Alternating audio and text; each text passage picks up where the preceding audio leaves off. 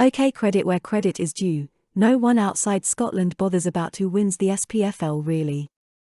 But credit to the Rangers, for doing what the Oldco Rangers did and getting this far in Europe. Well done, we shall go to war Sunday and let's see what you got. Some fans think that right now under Ange Postecoglou, it's better than Brendan Rodgers.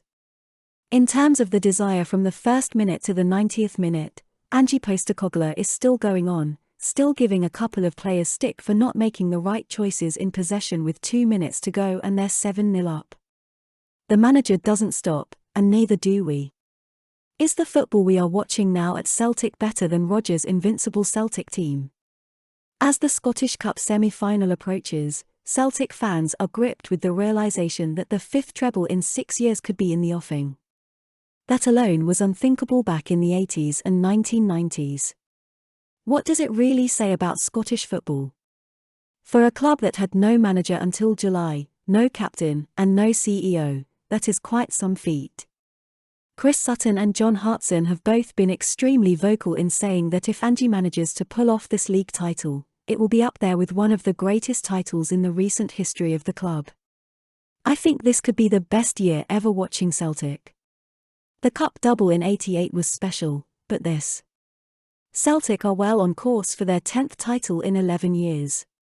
I always said years ago when running a bus to Celtic, the closer we get to the 10 they will do everything to stop us. We never help ourselves last year, that's for sure. But looking at Sunday, the Secco will be right up for it. They will get in our faces early on and not let us play. I can see it being a sloppy game to put us off. These Celtic players can taste it though, that's the difference. They've already had a slurp of silverware when they lifted the Premier Sports Cup and they seem hungry for more. What do you think the score will be at the weekend? Tell me in the comments section. Realistically, this is the Ibrox side's last definitive shot at domestic silverware. They know only a massive collapse by Celtic will hand them the league. When they step onto the pitch on Sunday, this will be all that is in their minds. Make no mistake, they will be up for this one. What will also be in their minds is the psychological aspect this game will have on the league outcome. Should Celtic win this one, the psychological edge will be theirs going into the last Glasgow derby at Celtic Park. However, should the Ibrox side triumph, they'll definitely fancy their chances going into that final league derby. The reality, though, is that I just think Celtic will have too much for them on the day. Last Saturday was an example of the lethality of our form at the moment. Yes, St. Johnstone are not the Ibrox side, but it was our passing game that tore them asunder. As I alluded to earlier, the open expanses of Hampden will only serve to augment that style of play. However, I expect the Ibrox side to show up on the day, and this is what will make it a great spectacle. So what can we expect from the day? Well, firstly, the weather conditions are not looking good for Sunday. There's an 80% chance of rain, and Glasgow being Glasgow, I've no doubt both teams will walk out onto a rain-soaked Hampden. The referee, no shocks here, will be Bobby Madden. He refereed this fixture when the two sides met 4 years ago, in April 2018.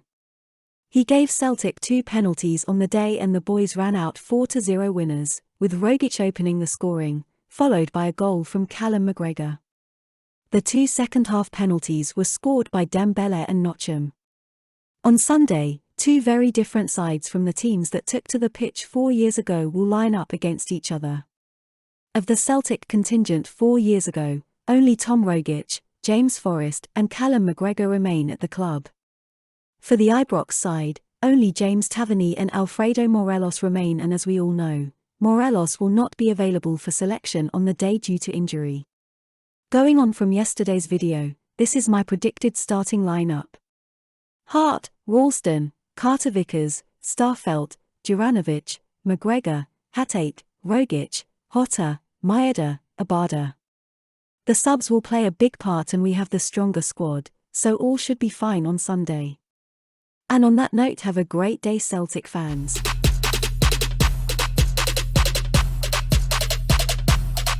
Lit. Roll up to the party, roll up to the party, roll up to the party, roll up.